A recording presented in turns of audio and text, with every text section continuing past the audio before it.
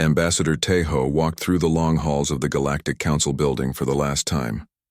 His black shoes made soft sounds on the metal floor. He carried a small bag in his hand, and nothing else. Behind him, other humans were also walking, out. They moved quietly, like ghosts leaving a house they had lived in for too long. The big meeting room was full of confused voices. Aliens from many worlds sat at their special chairs talking fast and loud. Some had wings, others had tentacles, and some looked like walking crystals. They all wanted to know what was happening. Why were all the humans leaving at the same time? Council. Leader Velthari hit the table with her blue hand. She was from the water world of Aquanus, and her skin was always wet and shiny. "Ambassador Tejo," she called out, "you must explain this to us. Your people cannot just leave like this." Tejo stopped walking and turned around slowly. His face showed no anger, no sadness, nothing at all. "We are going home," he said in a quiet voice. "That is all." "But this is your home now," said the tall bird-like creature from Zephyr Prime. His feathers were shaking with worry. "Humans have lived here for 300 years. You have colonies on 50 worlds. You have businesses everywhere. You cannot just walk away." Tejo looked at the bird creature for a long moment.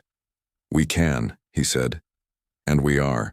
Outside the big windows, Captain Bo-Ra was getting her ship ready to leave. The Soul's Promise was the last human ship at the space station. She had been coming to this place for 20 years, bringing trade goods and taking back supplies. Now, she was loading the last boxes of human things onto her ship. Her crew worked fast but carefully. They took computers, books, and personal items. They left behind all the medical equipment they had built for the aliens. They left behind the food makers that fed thousands of creatures every day. They left behind the power generators that kept the whole station running. Bo-Ra watched through her ship's window as other human ships jumped away into space. Each one made a bright flash of light and then disappeared. She had seen the same thing happening at every human colony, every human base, every human trading post across the galaxy. At the Centauri research station, young scientist Hyun-Woo was packing the last of his things. He had worked here for 5 years, studying how to make sick aliens better. His research had saved millions of lives. The medicine he made could cure diseases that had killed entire species. His alien assistant, a small green creature named Pip, watched him pack with big, sad eyes. "Why are you leaving, Hyun-Woo? I thought you liked working here." Hyun-Woo stopped, packing, and sat down next to Pip. "I do like working here," he said, "but sometimes people need to go where they are wanted." "But we want you here," Pip said, his voice very small. Hyun-Woo smiled a little. "You want what I can do for you. That is not the same thing." On the mining world of Kepler-7, the last human transport ship was loading people. Families walked up the long ramp carrying their children and their most important things. They left behind houses they had built with their own hands. They left behind schools and hospitals and parks. The alien miners stood watching from far away. These humans had taught them how to dig deep into the ground safely.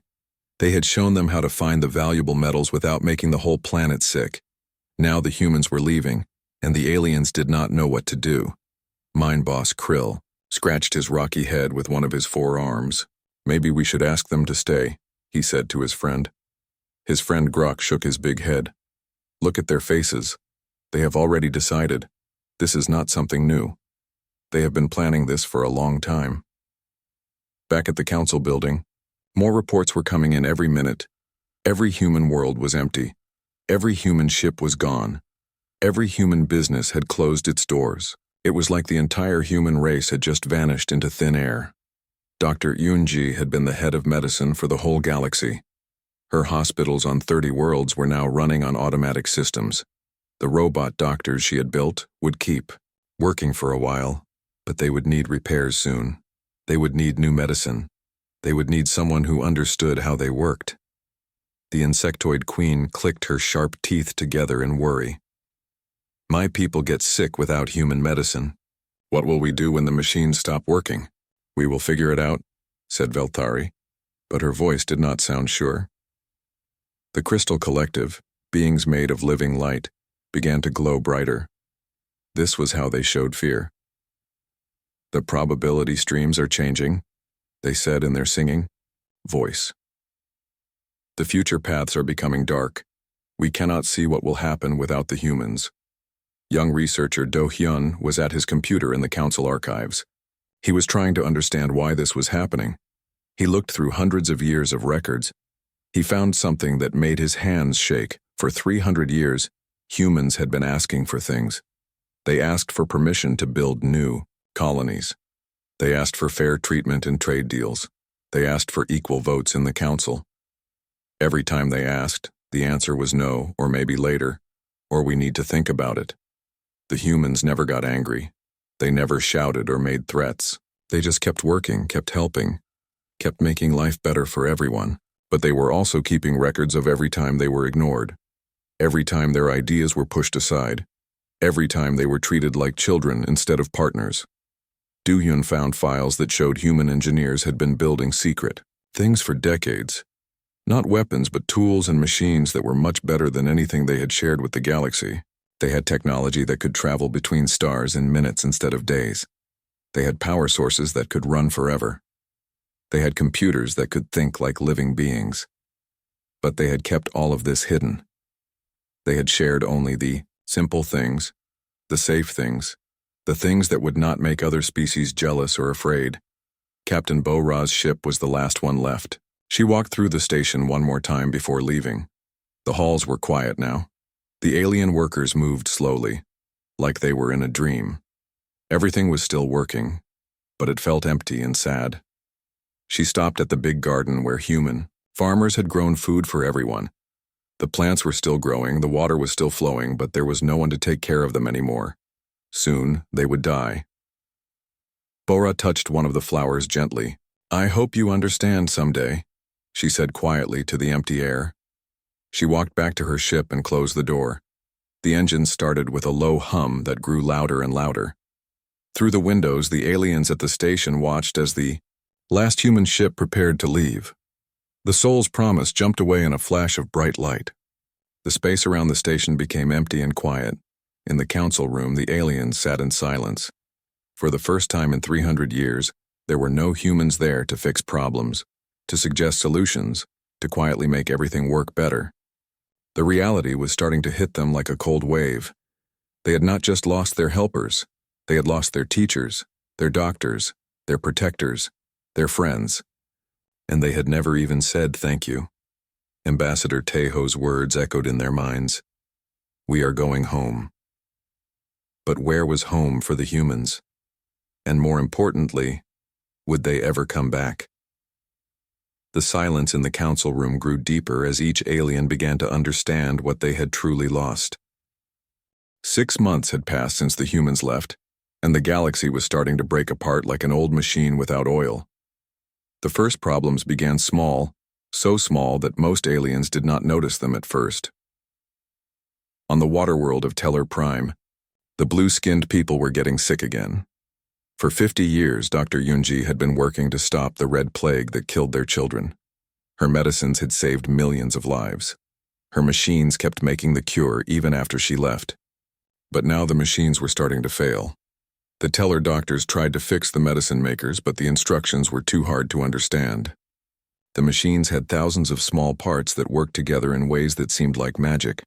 Without Dr. Yunji there to help them, the blue people could only watch as their children started dying again. Chief Healer Blubtar held a small Teller child in his arms. The child's blue skin was turning gray, just like in the old days before the humans came. "We need to call for help," he said to his assistants. "Send messages to other worlds. Someone must know how to fix these machines." But the other worlds were having their own problems.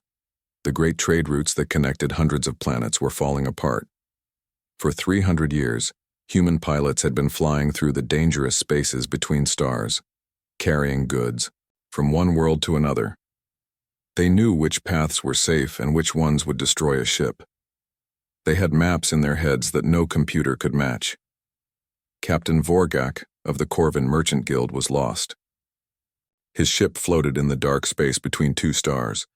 and his navigation system was showing him nothing but empty space. The human pilot who used to guide ships through this area was named Minho. He had made this journey look easy, jumping from point to point like he was walking down a street. Now Vorgak was alone with a cargo of food that 3 worlds needed to survive. He had been trying to find the right path for 6 days. His fuel was running low, and his crew was starting to panic.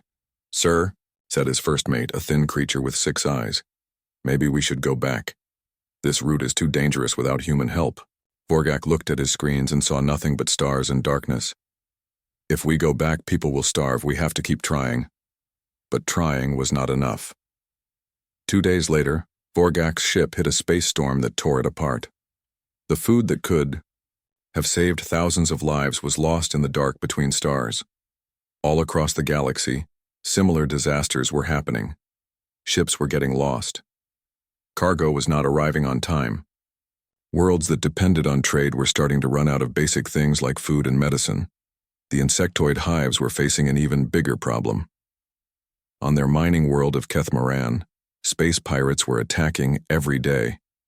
For decades, the human defense fleet had kept the raiders away. Captain Minho and his team of fighters had been like an invisible shield around the planet. The humans had left behind their defense stations and their powerful weapons, but none of the insectoids knew how to use them properly. The weapons were still there, still working, but they needed someone who understood battle tactics and timing. Queen Zixara watched from her underground palace as another mining station was destroyed. The raiders came in fast ships, took everything valuable, and left before the insectoid fighters could respond. Without human coordination, the bug soldiers were brave but stupid, flying into traps and wasting their lives. "We must learn to fight like the humans did," the queen told her generals. General Clicktor clicked his mandibles sadly. "We have tried, my queen, but human Captain Minho had something we do not have. He could see the whole battle in his mind, at once. He knew what the enemy would do before they did it. We only see the part in front of us." The queen's antennae twitched with frustration. "Then we must ask other species for help," but other species had their own problems now. In the deep archives of the council building, junior analyst Do Hyun was making discoveries that kept him awake at night. He had been reading human files for months, trying to understand how much the galaxy had really depended on them. The truth was worse than anyone had imagined. Every major crisis of the past 300 years had been solved by humans working behind the scenes.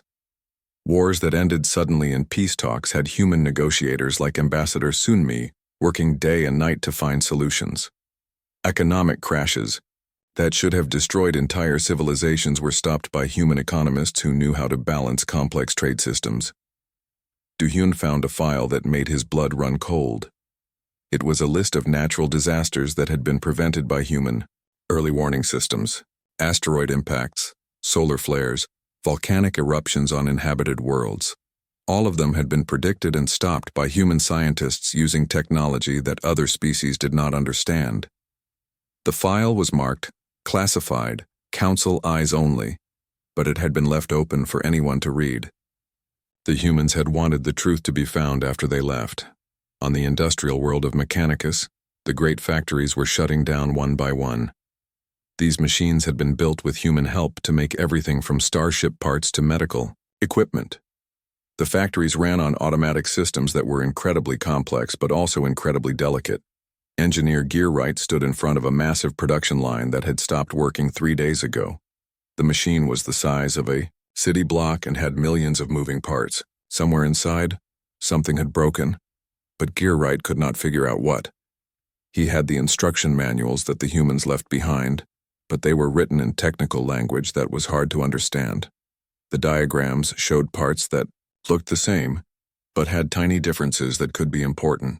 Without human engineer Jiwon there to explain things, the manual might as well have been written in an alien language. The worst part was that this factory made the medical equipment that Dr. Yoonji's hospitals needed. Without new supplies, the automatic doctors on dozens of worlds would run out of medicine to give sick people. In the council chambers, emergency meetings were happening every day. The alien leaders were starting to understand how deep the crisis really was. It was not just about missing human help. It was about the entire galaxy being built on human knowledge and human work. Council leader Velthari looked tired and worried. Her blue skin had turned pale and her eyes were surrounded by dark circles. "We need to find them," she said to the other leaders. "We need to bring them back." The tall bird creature from Zephyr Prime ruffled his feathers nervously. "But where did they go? Our best scouts have searched every star system in known space. It is like they just disappeared." The Crystal Collective glowed with a sad light. "We have calculated the probability paths. Without human influence, galactic civilization has a 73% chance of complete collapse within 2 years. "That cannot be right," said the ethereal being, a creature of pure energy who rarely spoke at council meetings. "One species cannot be so important to the survival of all others." Do-hyun stepped forward with a stack of files in his arms. "Actually, they can," he said quietly. "I have been studying human records for months. They were not just helping us. They were holding everything together." He opened the first file and began reading. The Corvin-Zephyrian War of 23H7. It ended when both sides suddenly agreed to peace talks. The official records say it was because of economic pressure, but the real reason was human diplomat Sunmi. She worked for 18 months, meeting with leaders from both sides in secret, finding solutions that let everyone save face. He opened another file. The Great Plague of 2401 that almost wiped out the aquatic domains. The cure was discovered by Velthari's own scientists according to the history books. But the real work was done by human Dr. Yoon Seo, who shared her research anonymously so that the aquatic scientists could take credit. File after file showed the same pattern. Humans working behind the scenes, solving problems, preventing disasters, and then letting other species take credit for the solutions. They had been the invisible foundation that held galactic civilization together. The most disturbing discovery was in the last file Do-hyun opened. It was a report written by human scientist Ye Jin just before the Exodus. The title made everyone in the room go quiet. Projected outcomes: Galaxy without human support. The report predicted everything that was happening now. The breakdown of trade routes, the failure of medical systems, the return of wars and plagues, the collapse of complex technology, but it also predicted something worse. Phase 3. Do-hyun read aloud. "Will begin approximately 18 months after departure. Without human peacekeeping influence, old rivalries will resurface. The Corvin-Zephyrian conflict will restart. The insectoid hives will wage war against the Crystal Collective over mining rights. The ethereal beings will withdraw from physical reality entirely. Conservative estimate, 47 billion dead within 5 years." The council chamber fell. Silent. 47 billion lives lost because they had taken human help for granted. But the report had one more section that gave them a tiny bit of hope. Note: human departure should not be considered permanent abandonment. Recommend monitoring quantum. Beacon frequency 7.43, 7.51 for possible future contact attempts. For the first time in months, Velthari felt something that might have been hope. The humans had not completely cut them off. They had left a way to communicate, a small door that might still be opened. The question was, would the council launched the biggest search mission in galactic history. Ships from every member world joined the hunt for the missing humans. They searched empty space, old trade routes, and distant star systems that had never been explored before. Scout, Captain Velnara led the main search fleet. She was one of the winged nomads, a species that had been exploring space for thousands of years before anyone else learned to fly between stars. If anyone could find the humans, it would be her. Her ship, the Starseeker, jumped from system to system looking for any sign of human activity. She had been searching for 8 months without finding anything. Every human colony they visited was empty but perfectly preserved, like the people had just vanished into thin air. On New Busan, the former human farming world, Velnara walked through empty streets with her team. The houses were clean and neat. The garden still had growing plants that automatic water systems were keeping alive. In the central plaza, there was a statue of a human farmer holding wheat, with words carved. In many languages, to feed others is to feed yourself. Alien archaeologist Krythan was examining a large warehouse near the spaceport. Inside, he found thousands of containers filled with seeds, farming equipment, and instruction books written in dozens of alien languages. Everything was organized, perfectly and labeled clearly. They did not just leave, Krythan said to Velnara. They prepared this place to keep running without them. Look at this. He pointed to a computer terminal that was still working. These are farming schedules for the next 50 years. They planned exactly when to plant each crop, when to harvest, when to let the soil rest. Velnara touched one of the instruction books. It was written in her own language, with simple words that even children could understand. They knew we would come looking. They wanted us to be able to continue their work. But the more they searched, the more confused they became. On the research station orbiting Kepler 442b, exploration team leader Jin Ai's personal logs were still in the computers. The final entries told a story that made no sense. Day 1247, Jin Ai's recorded voice said from the speakers. The project is finally complete. We have successfully created a stable wormhole generator using dark matter manipulation. The device can open doorways to any point in space, regardless of distance. The search team looked at each other in shock. Wormhole technology was something that even the most advanced species had only dreamed about. The energy needed to tear holes in space was more than most stars produced in a year. Day 1248, the recording continued. Received confirmation from the home fleet. All preparations are complete. The Exodus protocol will begin in 72 hours. I pray that our friends in this galaxy will understand someday why we had to leave. Home fleet. The words sent chills through the search team. What was the home fleet and where had it come from? On the former human military base at Centauri Station, they found even more disturbing evidence. Deep underground, in levels that had not appeared on any official maps, were factories that built technology far beyond anything the humans had ever shared with the galaxy. Dr. Yun Seo led the investigation team through corridors filled with machines that hummed with unknown energy. The walls were covered in equations written in human mathematical symbols, but the concepts were so advanced that even the Council's best scientists could not understand them. In one room, they found plans for starships that could travel faster than light without using hyperspace. In another room, they discovered designs for weapons that could destroy entire planets with a single shot. But strangest of all was a room filled with star charts showing parts of the universe that had never been explored. These charts show galaxies that are millions of light years away, Dr. Yun Seo said, studying the wall displays. But look at the detail. These are not just telescopic observations. Someone has actually been to these places. The search teams were starting to realize that they had never really known the humans at all.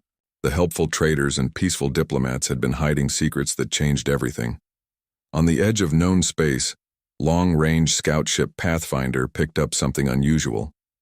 Captain Thexara, a member of the Silicon-based collective, was scanning an empty region between galaxies when his instruments detected massive artificial structures. The structures were huge, bigger than space stations, bigger than moons, almost as big as small planets. They were made of materials that the scanner could not identify, and they gave off energy signatures that followed no known laws of physics. Send word to the main fleet, Thexara told his communications officer. We have found something, but I do not think we want to get too close to it. As more scout ships arrived at the location, the true scale of what they had discovered became clear. There were hundreds of these structures, maybe thousands, spread across millions of cubic kilometers of space. They were connected by streams of pure energy that flowed like rivers of light. Most shocking of all, some of the structures had human writing on them. The writing was carved into metal that seemed to absorb light, making the symbols glow with their own inner fire. Dr. Do Hyun, who had learned to read human languages during his research, was brought to the site to translate. Construction Site Omega-7, he read from the side of one structure. Population 15.7 million. Completion date, standard year 2389. He looked up at the others with wide eyes. This was built 3 years ago, The humans were building these things while they were still living among us. But that was not the most disturbing part. The most disturbing part was what the structures were for. Inside the largest structure, exploration teams found vast cities filled with beings they had never seen before. These creatures looked somewhat like humans but were taller, stronger, and had eyes that glowed with inner light. They moved through their cities with technology that seemed to respond to their thoughts. The beings ignored the alien scouts completely, as if they were invisible or too unimportant to notice. They were busy with work that involved manipulating matter and energy in ways that hurt to watch. One of the beings was creating new stars, pulling gas and dust together with hand gestures and lighting them on fire with a touch. Another was opening doorways in space that led to distant galaxies, stepping through them like walking through doorways in a house. "Are these the humans?" whispered Scout Captain Velnara. Dr. Do-hyun shook his head slowly. "I think these are what the humans were before they came to our galaxy, or what they became after they left." The exploration teams quickly retreated to a safe distance and sent urgent messages back to the Council. What they had found challenged everything they thought they knew about the universe and their place in it. Back in Council chambers, emergency meetings were held around the clock. The evidence was clear but impossible to accept. The humans had not been simple refugees looking for a new home. They had been members of an advanced civilization that existed between galaxies. Beings with power beyond imagination who had chosen to live quietly among the galactic species. But why had they hidden their true nature for so long? The answer came from the last discovery made by the search teams. On a small asteroid near the structures, they found a message beacon that activated when they approached. The message was recorded by Ambassador Jae-min, but he looked different than he had during his time at the Council. His eyes held depths that had not been there before, and when he spoke, his words carried weight that made reality itself seem to listen. "To our friends in the local galaxy," the message began. "If you are hearing this, it means you have found our construction sites and are wondering what has become of us." The hologram of Jaemin paused, as if choosing his words carefully. "We came to your galaxy as exiles, cast out from our true home for believing that civilization should be built on cooperation rather than domination. We thought we could create something beautiful with you, something that proved our beliefs were correct." His expression grew sad. "For 300 years, we tried to guide you toward greatness. We shared our knowledge slowly, hoping you would grow into partners rather than dependents. We worked behind the scenes to prevent wars and disasters, believing that eventually you would learn to prevent them yourselves." The message continued for several more minutes, explaining how the human exile had ended and how they had been called back to rejoin their true people among the stars. But the final words were what mattered most to the desperate galactic civilization. "We have not abandoned you," Jaemin said. "We are simply waiting for you to grow into something worthy of joining us. When you are ready to become partners rather than children, we will welcome you with open arms. Until then, we watch from the spaces between stars, hoping that someday you will prove that our faith in cooperation was justified." The message ended with coordinates and a simple instruction. "When you are ready to talk as equals, come to these coordinates. But come in peace and come with humility. The universe is much larger than you know, and you have barely begun to understand your place in it." The search was over. They had found the humans, or at least found where they had gone. But the discovery raised more questions than it answered. How long would it take for galactic civilization to become something worthy of joining an interdimensional federation? Could they even survive long enough to try? And most importantly, what did it mean to be ready to talk as equals? 2 years had passed since the humans left, and the galaxy was dying slowly like a flower without water. The Council had tried everything to fix the problems, but nothing worked. Trade routes remained broken, medical systems kept failing, and wars were starting between species that had been peaceful for centuries. Then, on a quiet morning at the communications center on Nexus Prime, something happened that changed everything. First, contact specialist Hyuna was monitoring the quantum frequencies that Dr. Do-hyun had found in the human files. For months she had been listening to static and empty space. She had almost given up hope when her instrument suddenly came alive with signals she had never heard before. The transmission came from the edge of the galaxy, broadcast on frequencies that required technology the Council did not have. Most of the message was too advanced for their equipment to decode. But one part came through clearly: coordinates to a meeting point in the neutral zone, and a single name: Ambassador Jamin Hyun Oz. Hands shook as she sent the message to the Council chambers. Within hours, every leader in the galaxy knew that the humans were ready to talk. The Council's best diplomats prepared for the journey on the flagship Reconciliation. Velthari led the delegation, along with representatives from every major species. They traveled to the coordinates with hope and fear mixed together in their hearts. What they found waiting for them challenged everything they thought they knew about reality itself. The human fleet that greeted them was unlike anything in their records or their nightmares. The ships seemed to bend space around themselves, creating distortions that made them hard to look at directly. Energy flowed around their hulls like liquid light, and their designs incorporated curves and angles that should not have been possible with any known technology. At the center of the fleet was a vessel that could not be described with normal words.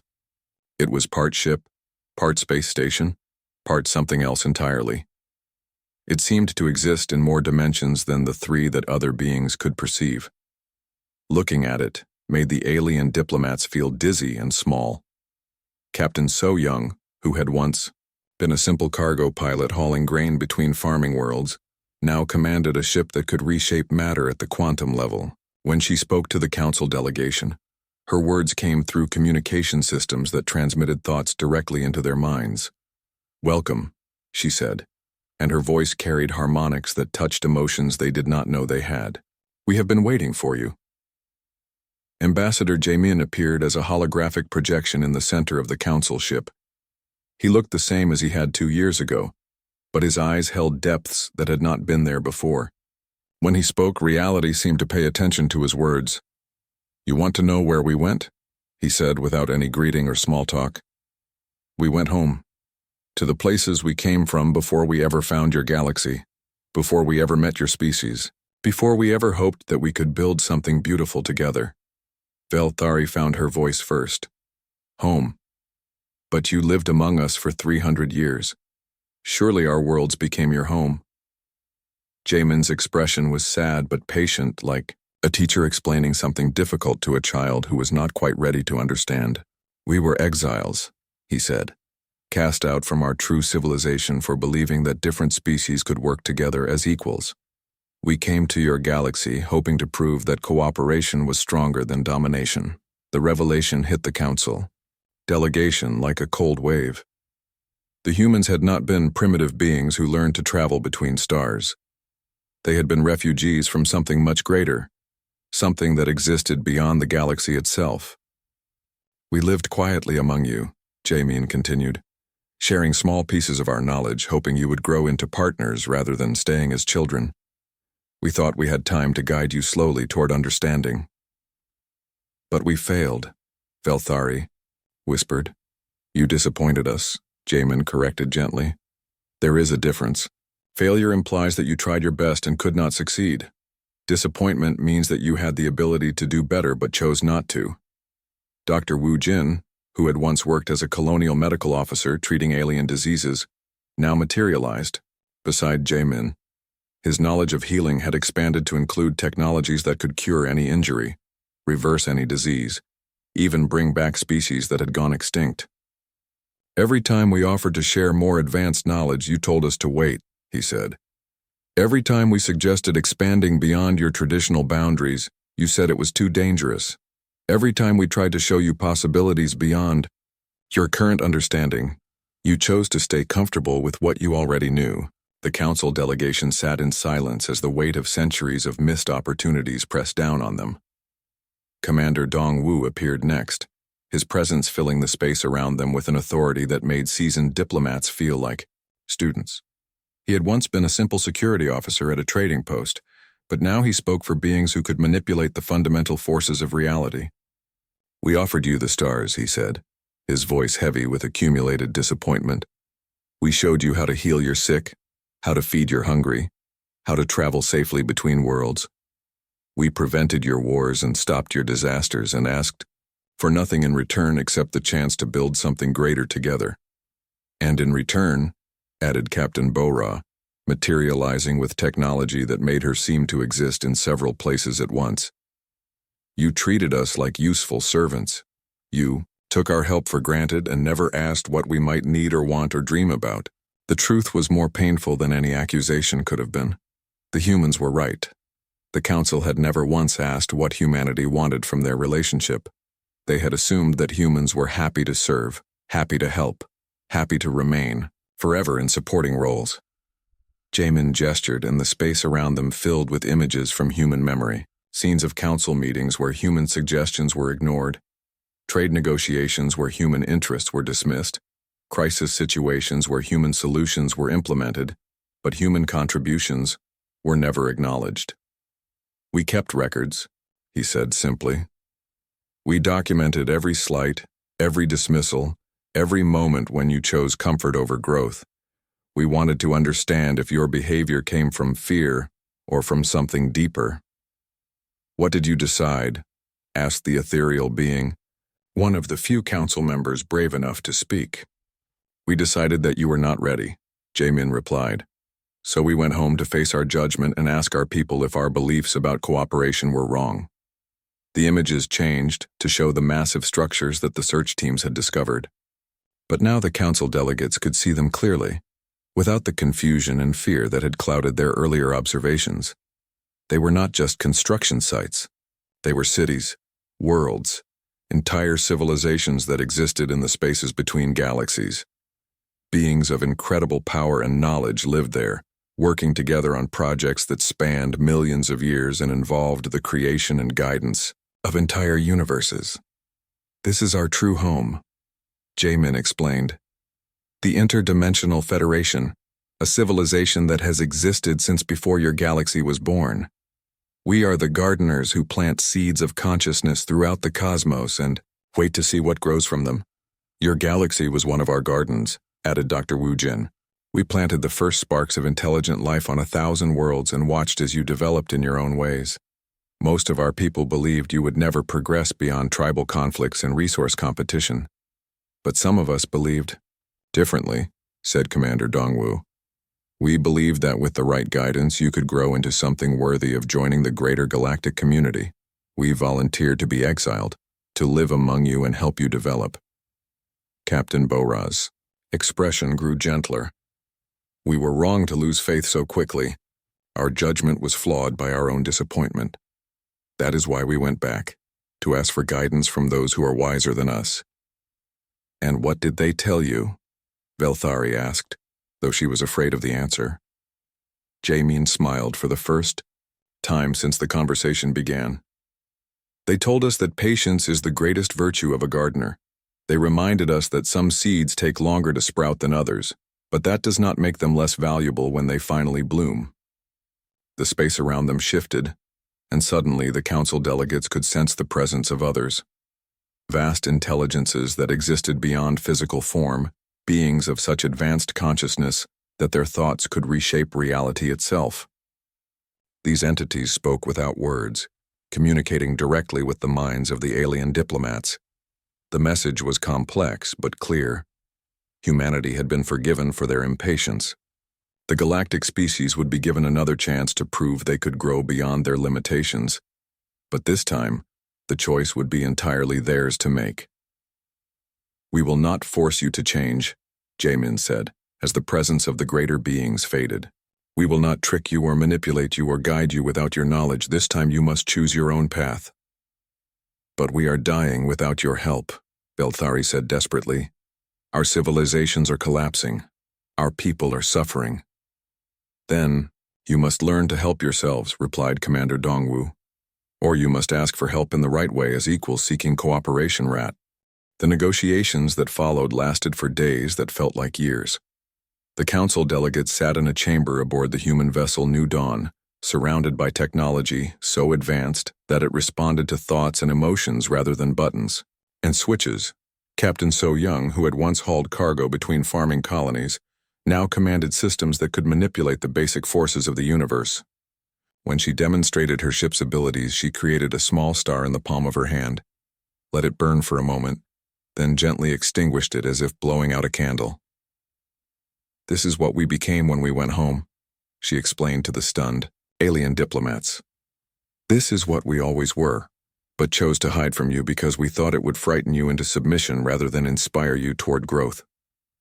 Dr. Wu Jin materialized beside her, carrying knowledge that could cure any disease, fix any injury, even restore extinct species from fragments of genetic material. "We could solve all your problems in a matter of days," he said. "We could heal. You're sick. Repair your broken technologies, prevent your wars before they begin. But that would not help you grow. It would only make you more dependent than you already were." Velthari's blue skin had grown pale during the long discussions. "So what do you want from us? What must we do to earn your help?" Ambassador Jae-min appeared in the center of the room, his presence filling the space with calm authority. "You misunderstand the situation," he said gently. "We do not want you to earn our help. We want you to become our partners." "What is the difference?" asked the ethereal being. "A servant earns help by being useful," explained Commander Dongwu. "A partner receives cooperation because they can contribute something valuable in return. The question is not what you can do for us, but what we can build together." The truth emerged slowly and painfully over the following days. Humanity's return to their interdimensional civilization had changed them in ways that went beyond technology and power. They had remembered what it meant to be part of a community, where every member contributed according to their abilities and received according to their needs. "Your galaxy has resources that even we find valuable," Jae-min explained during one session. "Not material resources, we can create matter and energy at will. What you have is something much rarer: diversity of thought and experience." He gestured, and the air filled with images of the various galactic species. "The insectoid hives think in patterns that we have not encountered in millions of years. The crystal collective processes information in ways that could revolutionize our understanding of quantum mechanics. The aquatic domains have developed forms of art that express emotions we had forgotten existed. Even the simple fact that your species compete with each other is valuable," added Dr. Wu Jin. "Competition drives innovation in ways that our cooperative society sometimes cannot. You challenge each other to grow and improve, while we have become perhaps too comfortable with perfection. But there was a price for this partnership, and it was higher than anything the Council had expected." "You must acknowledge what you lost," said Captain Bo-Ra. "You must understand that your survival depended on our silent sacrifice. You must accept that your civilization succeeded because we made them successful, not because you were inherently superior to species that failed. The requirement was humiliating but necessary. For 300 years, each galactic species had believed that their achievements were their own. They had taken credit for medical advances that human doctors had made, military victories that human strategists had planned, and economic prosperity that human engineers had created. "This is not about making you feel guilty," explained Commander Dongwu. "This is about making you understand reality. You cannot build a true partnership on a foundation of lies and self-deception." Velthari looked around the chamber at her fellow council members. Each of them was struggling with the same realization. Their entire understanding of their place in the universe had been wrong. "What happens if we refuse?" she asked quietly. Jaemin's expression grew sad but resolute. "Then we leave you to your own choices. We will not interfere with your development any longer. If your civilizations survive and grow into something worthy of partnership, we will be waiting for you among the stars. If they fail and collapse, that will be your responsibility to bear." "How long would we have?" "According to our calculations, without external intervention, galactic civilization will collapse completely within 18 months. The cascade failures have already begun and cannot be stopped with your current knowledge and resources." The choice was simple but terrible: admit their dependence and accept junior partnership in an interdimensional federation, or maintain their pride and face extinction. The debates among the council members were fierce and desperate, Some argued that any survival was better than death with dignity. Others insisted that accepting such subordination would destroy their spirits even if it saved their bodies. But there was a third option, offered with the kind of mercy that only the truly powerful could provide. Forgiveness, said Jamin during the final negotiation session. Not the shallow forgiveness of overlooking wrongs, but the deep forgiveness of understanding that your failures came from fear rather than malice. He stood and walked to the great window that showed the stars beyond. We have learned something important during our time away. We expected you to grow at the same pace we did when we were young. We forgot that every species develops differently, faces different challenges, makes different mistakes.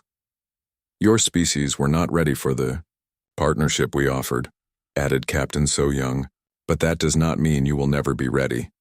It only means that readiness takes longer for some than for others. The offer they made was unprecedented in galactic history, a chance to start over with full knowledge of what had gone wrong.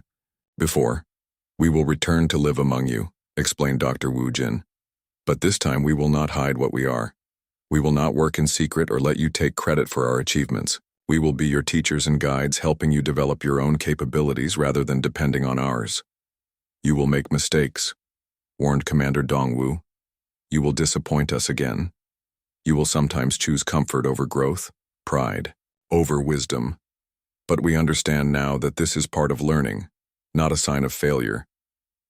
The terms were generous but demanding.